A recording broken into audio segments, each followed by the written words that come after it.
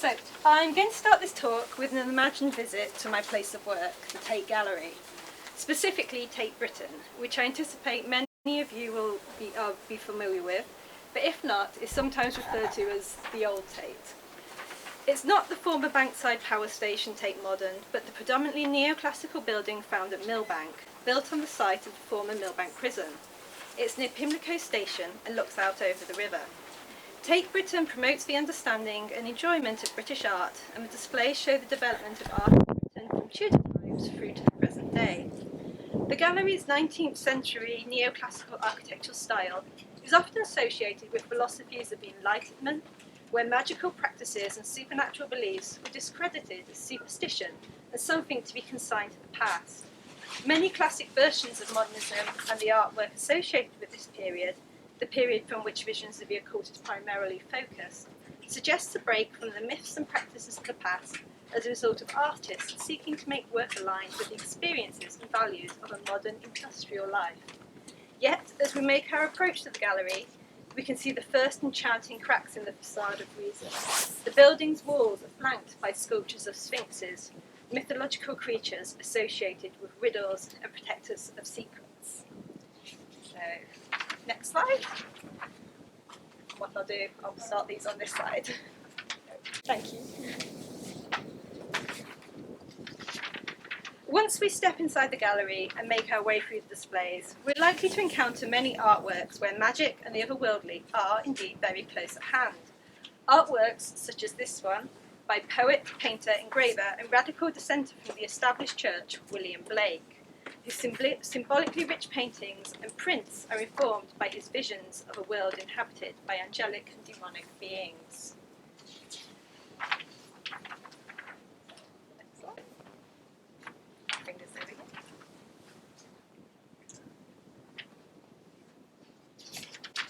We'll undoubtedly find many works rich with spiritual and mythical imagery by artists associated with the Pre-Raphaelite Brotherhood.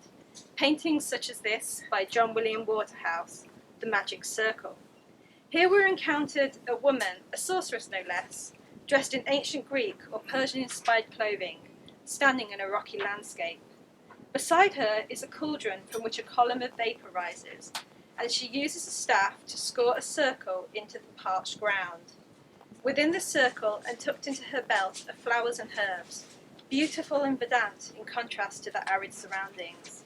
In her left hand, she also holds a curved knife, the crescent-shaped blade associated with the crown of Hecate, goddess of the underworld governing darkness and magic.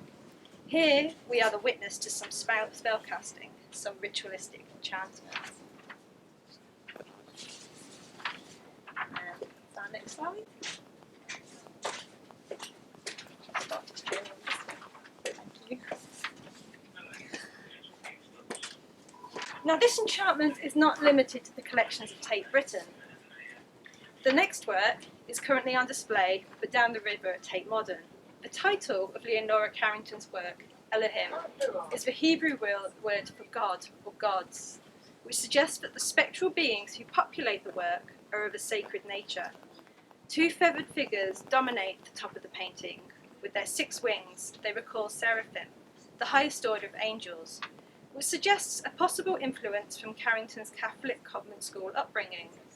But the figure's bird-like appearance is perhaps also informed by the significance of hummingbirds and resplendent quetzals, both sacred birds of the Aztec and Mayans in the Mesoamerican mythology of Mexico, where the British-born artist had been living since 1942. Her surrealist paintings incorporate imagery from various sources, including folklore, sacred text, alchemy, esoteric glyphs, and the tarot. This is our next slide.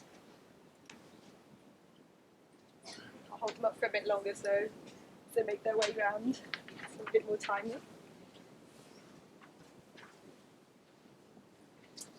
So, it would appear that magic, mysticism, and the occult have permeated the gallery and woven their way through the collections. Beyond the walls of Tate, there have also been a fantastic array of exhibitions, books, and scholarly research exploring the relationship between magic and art. Exhibitions such as Surrealism and Magic, Enchanted Modernity, which is currently being held between the Peggy Guggenheim collection in Venice, which is where it was this summer, and is now in the Museum Barberini in Potsdam. And in recent years, they've been treated to exhibitions such as Emma Kuntz's Visionary Drawings at the Serpentine Gallery, which is here in London, Hilma af Klint, Paintings of the Future, held at the Guggenheim, and there will be a Hilma af Klint and Mondrian exhibition later this year at Tate Modern, which I think will be really exciting. Got distracted now.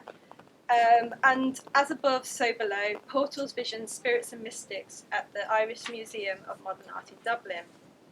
Complementing this have been publications including Magic, which is part of the Whitechapel Gallery's Documents of Contemporary Art series, edited by Jamie Sutcliffe, Jennifer Higgie's exploration into women artists and the spirit world, The Other Side, which will be published later this year, and a whole array of monographs, books and catalogues by specialist publishers such as Folger and Strange Attractor. This all suggests a significant shift in cultural thinking and the exploration of the intrinsic ties between art and the occult, emerging as an essential addition to the art historical canon. When working on visions of the occult, I looked at some of the ways that the plethora of ideas, beliefs and practices associated with occultism, myth, ritual and magic have been utilised and referenced by artists represented in the collection at Tate, has presented them with new ways of thinking about art and approaches to art making. But for the truly untold story, for that I invite you to join me and understand the spiral staircase that leads below the water level of the high tide of London's dark River Thames and the underbelly of Tate Britain. Vision of the Occult includes many beautiful artworks from the gallery spaces above, but it all started here, in the art historical belly of the museum. So, this is the next slide. Quite an exciting image. Start around here again. So, those great steel beasts are the submarine doors to the archive stores. They're huge.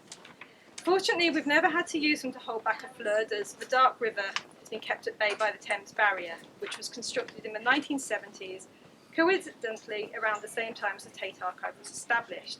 Although in 1928, the gallery was flooded, including the space, which had then been the painting store, and it had caused damage to a great many artworks. Then, it gets even more exciting, there we are.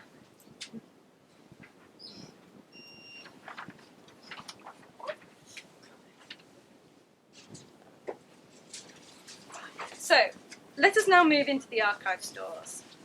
Here you will find a vault brimming with magical objects. Down here, orderly shelves hold the hundreds of files and boxes that form the world's most extensive collection of archives relating to British art. Principally made up of materials sourced from artists, their sketchbooks, correspondence, diaries, photographs and writings, it offers an uncommon insight into the lives behind the artworks on display in the gallery spaces above. It's also likely that you'll find me here too. I've worked with Tate for 10 years in various roles within the collection care and audience divisions, and I'm currently assistant curator of archives. I'm part of a small team of 4 archivists, and we look after the expansive and ever-growing collection. Tate Archive collects and makes accessible a wealth of material primarily relating to the history of British art from the 1900s to the present. Much of our day-to-day work in the archive involves assisting researchers. This includes Tate Gallery staff, who we support in realising exhibitions, publications and research papers. However, most of our researchers are external visitors, students, academics, art historians, artists, those undertaking family research, and anyone who wishes to indulge their curiosity. We're very open to all, and my love of archives is that they can act as a conduit for stories. They animate history, and they spark the imagination, and the encounter is direct. In the archive reading rooms, you are sat at a table with a file of material. You can, very carefully, following excellent conservation guides. It really is a magical experience. So this evening, I'll be discussing a few of the archive items used to illustrate visions of the occult, which have been surprising finds and really excited my own interests and curiosities. If you feel a connection to any of these objects and want to see more, or have never been to an archive before and would like to experience that, I really would encourage you to contact the reading rooms at Tate Britain and make an appointment. We're a very friendly bunch, and I've got a slide or a sheet with contact details which I'll share at the end of the presentation. So, let's start here.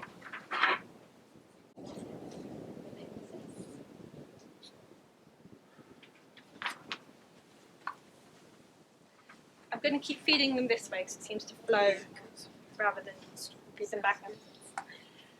So, the first item I wanted to share with you is a page from a small sketchbook. Closed, it's slightly larger than the palm of your hand, and it's from the collection of graphic artist, painter and illustrator James Boswell. The witch is one of the most recognisable occult figures, casting a long-lasting, far-reaching shadow over popular imagination and cultural output. The witch of folk tales is often described as a gnarled, repulsive crone living in isolation deep within the woods. Yet witches may also appear in a manner that initially seems to be entirely at odds with this, as young, beautiful sorceresses, such as in the Magic Circle, who enchant their victims so that they might bring harm to them. Both depictions of the witch are a manifestation of misogynistic societal fears and fantasies of female power and independence. The morbid hunting of the women satirised in this image, Dora's Witch Hunt, a casual sketch found in one of the notebooks, shows witches flying around a castle under a barrage of gunfire from below. The title references the romantic etchings of witches of French illustrator Gustave Doré. Okay. So this image.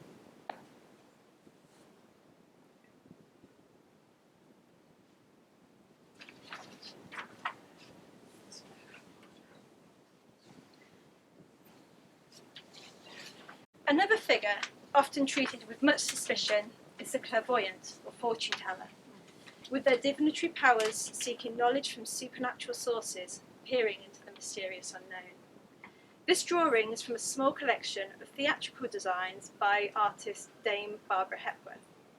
We hold a vast amount of material in the archive relating to the life and work of Hepworth, some of which she presented herself in the very early days of the archive, and then much more material that has arrived from various sources since her tragic death in a fire in her studio in 1975.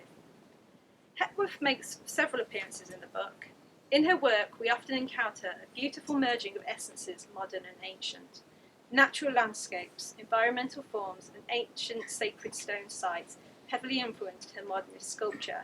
She noted the impact of the remarkable pagan landscape of her adopted Cornish home on her artistic practices. So, I'll show this one as well.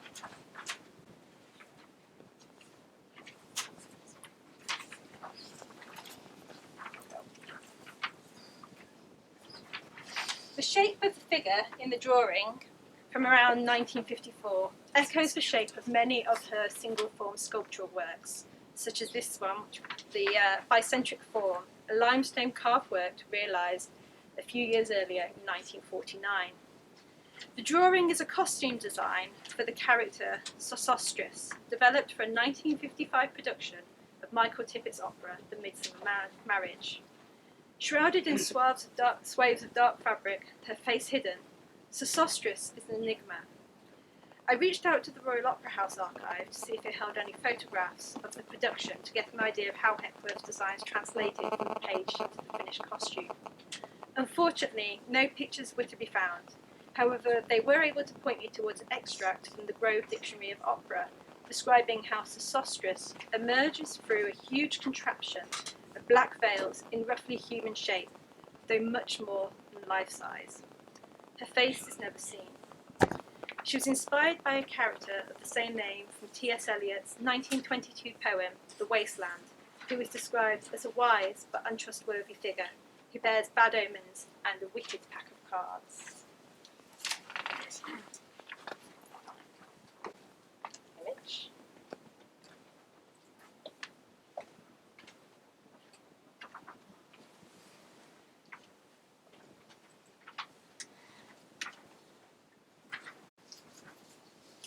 So these palm prints are one of the most surprising expressions of the occult found in the archive.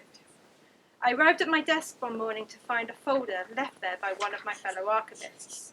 The file was part of an archive of Prague-born art critic and historian Joseph Paul Hodin, a collection that consists largely of drafts of books and articles, reference materials for artworks, and correspondence with artists, the sort of material one expects in an art writer's archive. This file, however, stood out as a bit of an oddity. Inside the file was an array of documents relating to the Austrian artist Oskar Kokoschka, including handwriting samples, small black and white photographs of the artist's head and shoulders, and this set of handprints, one of each palm. The black ink was pulled on the incredibly fine paper as it dried. The fibres are drawn tautly around the impression of the whorls and lines of the artist's hands. Even more puzzling than these documents are a set of astrological horoscope charts demarked with the glyphs of the zodiac, which mark out the position of celestial bodies at the time of Kokoschka's birth. Further investigation produces a related document, a drafted typescript titled The Psychography of an Artist, a depth psychological portrait of Oskar Kokoschka. The work was published in Germany in 1971 as Oskar Kokoschka, eine Psychographie. The English version, however, was never published. Hodin required these two prints for chirological analysis of the reading of the palms, a process undertaken by Julie Newman, one of 6 collaborators whose expertise Hodin called upon for conducting the psychography. Newman outlined the method as an analytical psychological tool with therapeutic possibilities. Her main contribution to the text focused on what Kokoschka's hands reveal about his perception of and relationships with his parents and how this relates to his personality, a reading with an affinity to psychoanalytic inquiry. However, Hodin's commentary on the text includes additional correspondence with Newman, revealing the occult foundations of the chirological method. She sees Kokoschka's Mounts of Venus combined with his Lines of Apollo as an expression of his vital warmth, joy of life, and driving power, and his artistic creativity.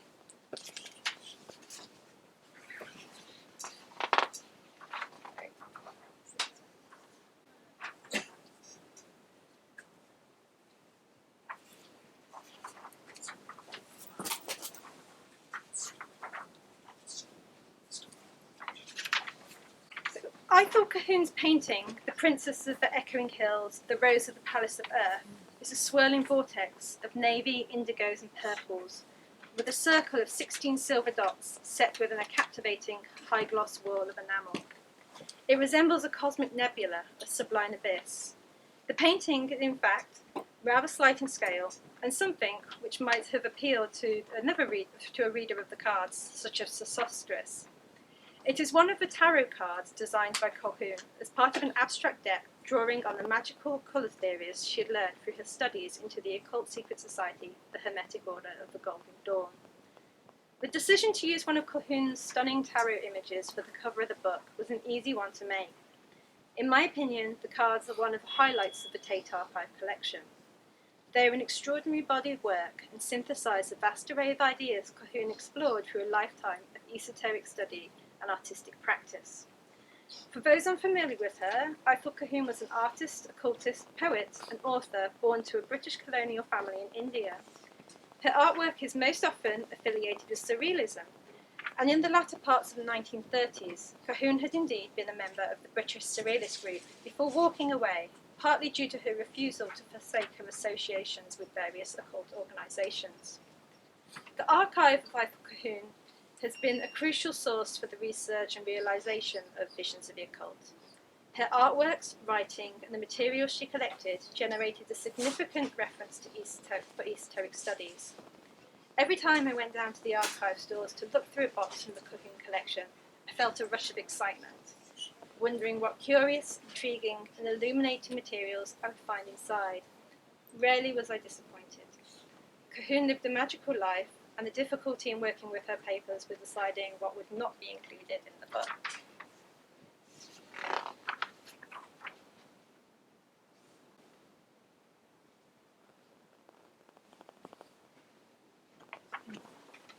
So, more Cahun. So, automatic writing or drawing is a technique that many artists have adopted and which is especially associated with the Surrealists. Although the surrealist use of automatism is often described as a purely psychological phenomenon, its spiritualist origins are occasionally acknowledged. As a spiritualist technique, it is often used as a means to communicate with otherworldly beings, for example when undertaking a séance. In this, the medium relinquishes control of a hand to a spirit, allowing it to guide a pen over a sheet of paper, sometimes producing messages, names, dates or images, at other times indecipherable scribbles and loops. Spirit writing is automatic writing produced under otherworldly influence. Colquhoun's archive includes a vast amount of material from her experiments in automatic techniques, including this tricoloured automatic peck drawing inscribed on the back, automatism, letting a line go for a walk, likely a reference to another artist, Paul Clay's description of drawings as taking a line for a walk. The key point of difference is whether the line's walk is guided by the artist, their unconscious mind, or a spiritual entity. Tellingly, Colquhoun referred to these automatic techniques as mantic, suggesting their use was not only a means of accessing unconscious thought, but also a method of seeking wisdom from unseen forces, from reaching beyond the veil, separating the corporeal world of the living and the spectral realm beyond.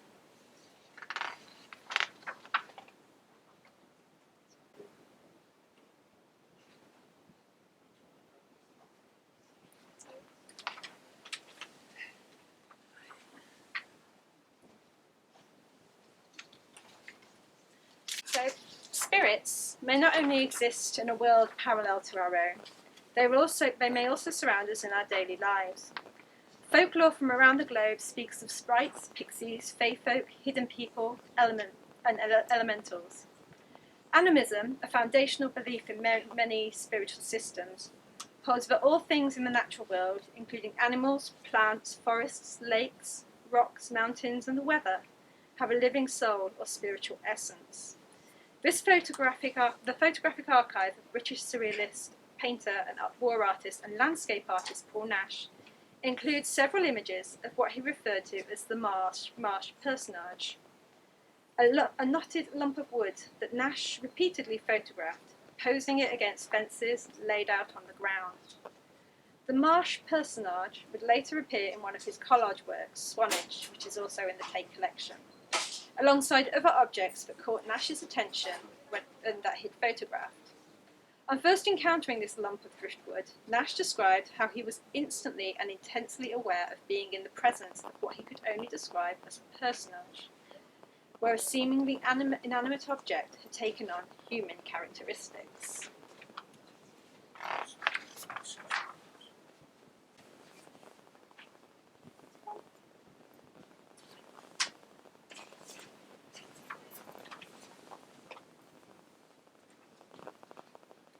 So, monumental rocks are a recurring subject in fellow British surrealist artist Eileen Agar's photographic archive.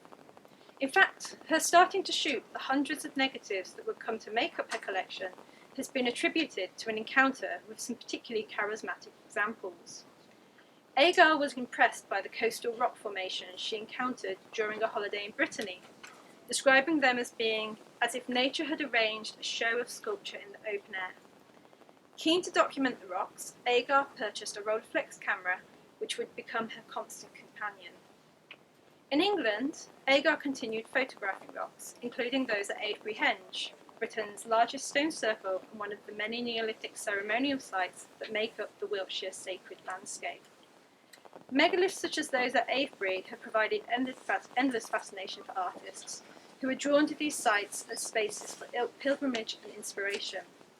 Aside from historical significance, these ancient sites offer a location for the imagination to connect to times and peoples beyond our own.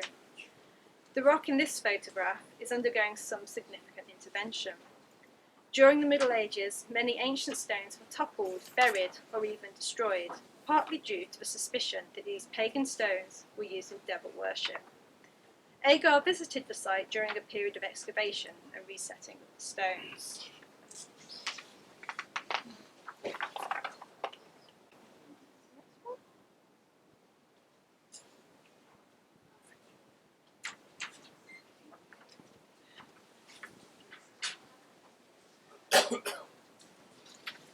Another feature of the sacred landscape is the holy well, an essential source of natural spring drinking water, believed by some to have healing properties. When associated with a particular spirit or deity, these sites attract worshippers to make offerings and perform rituals. Erupting from below the Earth's surface, the well is a site of focused energy and a doorway into another world. Ithor Cahoon's painting captures this transformational site in her work, in the work Santa Warner's Wishing Well, in which darkness gives way to light and life. The well depicted is found on the southwestern coast of St. Agnes, one of the Isles of Scilly, off the Cornish coastline. Its narrow, stone-framed entrance chamber looks out across the bay, where Santa Warner is said to work her powers, wrecking ships that might threaten the island's inhabitants. 3 stone steps lead from the entrance down to the well, where fresh water miraculously pools, despite the site's proximity to the salty sea. Venerated wells such as this predated Christianity's arrival in Britain, where an act of syncretism saw the sacred site's devotions reassigned from pagan deities to Christian saints to continue to accommodate the community's spiritual needs. This work incorporates elements of decalcomania, a blotting technique where wet paint is transferred from one surface onto another. Decalcomania was one of the many automatic techniques Cahoon used in her work. The resulting images were directed in part by chance, and then worked in by the artist to fully realise her otherworldly visions.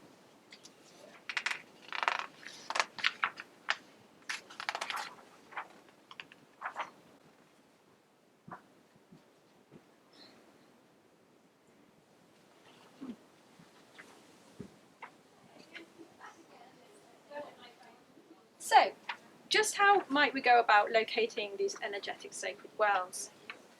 Among the brown board boxes that house much of the archive collection is a small wooden case. Its polished finish and leather handle set it out apart from the uniformity of the rest of the archive. Inside the case, set against the blue velvet lining, is an intriguing instrument called the revealer.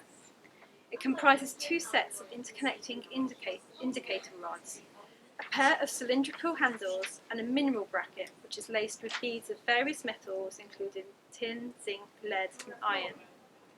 This object is part of a collection of David Mayer, a curator and art publisher whose outputs included the Bow Jazz Press and Revealer cassettes, an audio magazine which explored parasciences was named after the device in the archive. The accompanying instructions manual explains how to set up and use the curious device. The revealer is a commercially produced dowsing rod, a tool that promises to assist the user in locating underground water and metals. To operate it, the user, or dowser, takes a handle in each hand and wanders the terrain they wish to investigate. When a found is made, the indicator rods will move towards the centre, crossing over. X marks the spot. Dowsing originated in the 16th century. Dowsers then would have used a Y-shaped section of tree branch, which would rise and fall in the hands of the user depending on its detections.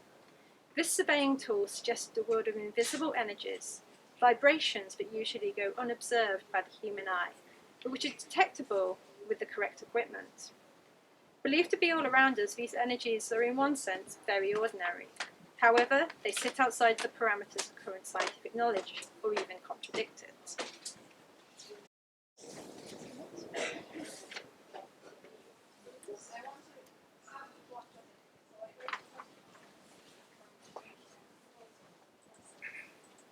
So this image comes from oh, no, it doesn't.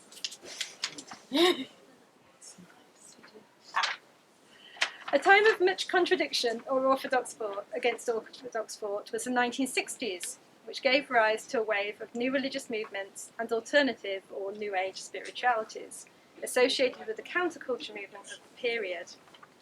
Like the broader counterculture movement, these spiritualities were rooted in an anti-establishment worldview, experimenting with alternative ways of living and a drive towards a revolution in culture, politics and consciousness. The underground cultural explorations were supported by music venues, art galleries and cinemas. Shops such as Better Books and the Indica Gallery Bookshop, which are quite close by here, stocked a wide variety of independently published materials brought to life with innovative graphic designs and illustrations. I'm particularly fond of the gentle and hippie-ish Gandalf's Garden, which is illustrated by John Herford, described by its editor as a magical garden of our inner worlds, overgrowing into the world of manifestation. This copy is from the collection of English painter, draftsman and printmaker Edward Burrough.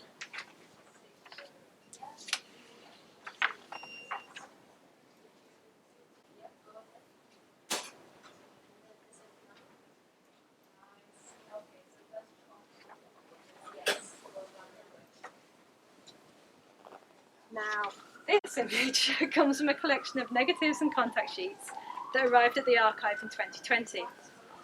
Many of us are familiar with Burroughs as a writer, of William Burroughs as a writer, author of semi-biographical works such as Junkie and Queer, and his challenging postmodern cut-up works, notably Naked Lunch. Burroughs' work also features frequent mystical, occult, or otherwise magical themes, which are constant preoccupations for Burroughs in his writing, artwork, and his everyday life. This photograph was taken when he was living in London, in an apartment on Duke Street, St James's, a short walk from Soho, and home of the Mocha Bar, London's first coffee house selling Italian-style espresso coffee. It was here that Burroughs deployed a cut-up playback technique as a psychic attack on the cafe, retaliation against its, quote, outrageous and unprovoked discourtesy and poisonous cheesecake, end quote. Armed with a tape recorder and a camera, Burroughs positioned himself outside the cafe, repeatedly returning to replay the recording and re-photographing the site, creating layers of sound and images, loops of temporal feedback, cut up and superimposed. A short circuit in reality, disrupting the cafe's place in space and time. The technique was possibly effective. The Mocha Bar closed in October of that year. The collection appears very benign and quite austere, a set of black and white contact sheets of the streets of 1970s London, but they are in fact part of a toolkit for hexing.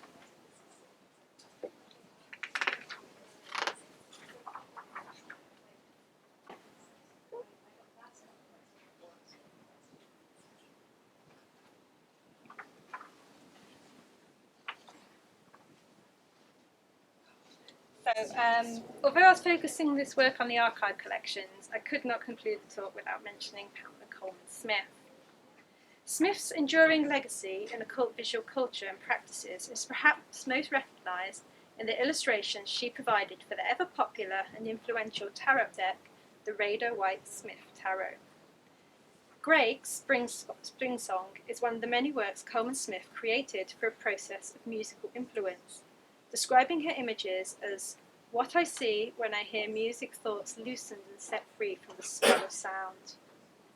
She transcribed the colours, forms and visions in her synesthetic experiences into her artworks. This work is influenced by Norwegian composer Edvard Grieg's Faren last spring. The figure evoked through the musical visions is situated, a little precariously, at a cliff's edge, holding a flower from which they drop petals over the precipice. The image echoes her tarot designs for the Fool, card number 0 of the deck, signifying its position at the start and end of Tarot's allegorical major arcana. The Fool has associations of innocence and new beginnings, themes which resonate with Greg's Spring Song and the source musical composition. Also recognisable from her tarot designs, the work features Coleman's breathing sigil-like monogram. The artwork is a relatively recent acquisition, coming to Tate in 2019. It's not been exhibited yet, but hopefully it will be soon. So yeah, these are contact details. I guess the thing I wanted to sort of mention was the Tate Archive is brought together as a collection which is sort of focused on art historical research. But within the collections, there's so many other threads that will weave around people's lives. So even if you're interested in visiting for art historical research, please do. But also have a look at our catalogue, see what other sort of things we have to explore. We've had someone come who was looking specifically at the Cahoon tarot cards in relation to their own tarot practice. And we have lots of materials about particular organisations, and Cahoon's research papers in particular are incredible. I think there's so much that you might find there. We really are a friendly bunch, and we've got on here, we've got the contact details of our email.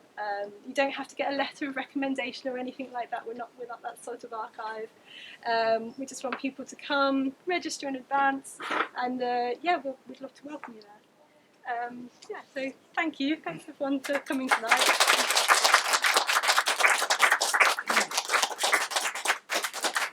So, questions, anyone? So the question was about the relationship between women and the occult in the research. I think particularly when looking at occult artists, it feels like there were quite a few artists who were sort of marginalised on two accounts, them being an occult artist and being a female artist. But there does seem to be like a real shift in that happening in art historical research. Arthur Cahoon, for instance, I think she exhibited a lot, and she was well respected, but I think she was frustrated that she was not given the recognition that many of her male surrealist counterparts did. I think also there's been a move to sort of recognise there was sort of like downplaying the esoteric elements of various artists and a kind of art historical happiness and discomfort, which sort of pushed a lot of these artists, particularly women artists, into the shadows, and their work wasn't really taken seriously as artworks and as artists. I think there is a book which will be coming out quite soon, which I imagine, I hope you'll stop here, by Jennifer Higgy, which is called The Other Side, about particularly focusing on women artists and their relationship with the spirit world, which I think really open up lots of conversations around these sort of ignored artists. I was just curious as to what brought you specifically to this subject. I mean, sort of curiosity was my main place. I'm a child of the 90s, and I was part of the X-Files and Strange But True generation. So I've always sort of had an interest in the supernatural and magic, but as a kind of pop culture reference. I mean, I do have. I'm an artist as well as an archivist, although I don't do much of that at the moment because I'm at Tate all the time in the archives. And some of my own artworks have a kind of magical direction for how I work and how I put pieces together. Particularly, like I haven't got a formalised magical practice, but I have ideas of like walking in inhabitant spaces as part of a sort of practice for engaging with sort of spiritual spaces and the history of cities and locations. But this project kind of came about from sort of an enthusiasm for the subject. A few years ago, a colleague and me, we did what we call our show and tell events, where we will display material from the archive, and we wanted to do one about magic and the occult because we kept seeing all these sort of ideas and images popping up, and was like, well, this isn't really being picked up on here. We talk about this collection as our art historical collection, but there's all these undercurrents, and that was sort of really the starting point for where the book came from. I was just curious, in the archives, are there many artists that are have done the tarot type of artwork? Within Tate, we've got the whole of Cahoon's deck. Mm-hmm. We have, I'm trying to think which other collection has imagery. There was one and I forgot what it was. Sorry, I'm having a main blank. I mean, the main one where we have the full deck of original cards is Arthur Cahoon's. Oh, we have a lot of works from an artist called Cecil Collins, and he was particularly interested in the image of the fool as sort of a sort of innocent sort of motif in his artwork. So although I'm not aware that I don't think he created a full deck of work, but this one figure was something which reoccurred in his artworks. I mean, in the way of, not within our archive, but there's the beautiful deck that Leonora Carrington created, which has been published in a book quite recently, and I think a facsimile deck has been made from that as well. We also collect contemporary decks, so we have an artist library, an artist book library, and as part of that we've started buying in artist designed tarot decks. So we've actually got slightly more decks within the library now than we have in the archive, because they collect sort of published materials whilst we collect unpublished materials.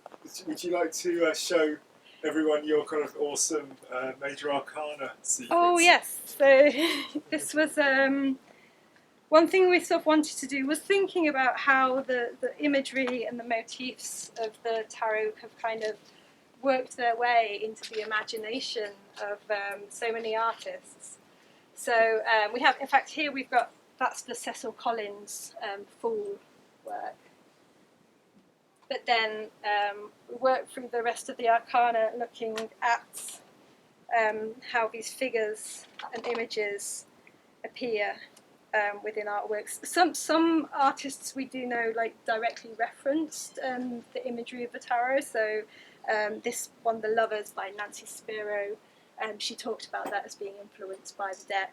Whilst others, it's more of a kind of like an interesting happenstance reading. So I particularly like this one called what was it? Signal.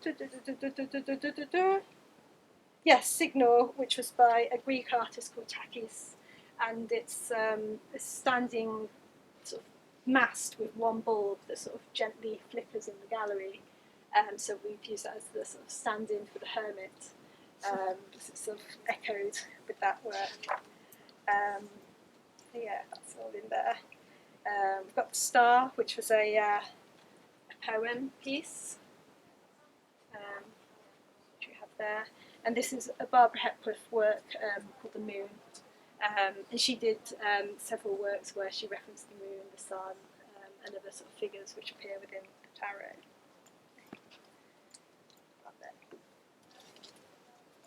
I'm just interested, is that a Mokabar sound recording? Does it accompany the photo by any chance? Did the Burroughs kind of cut up? We don't have the recording. No. I wonder. I'm not sure where it lives, but it might be something. So we have another artist whose collection we have is Genesis Peorage. So there's a lot of Burroughs-related material in there, including Genesis worked with Burroughs on releasing some of Burroughs' recordings. So there may be some of those in the archive, but they've not been catalogued yet, so they're sort of in this state of limbo whilst we're figuring out what's in there, but we're working on it. Thank you very much, sir. Put your hands together for Victoria.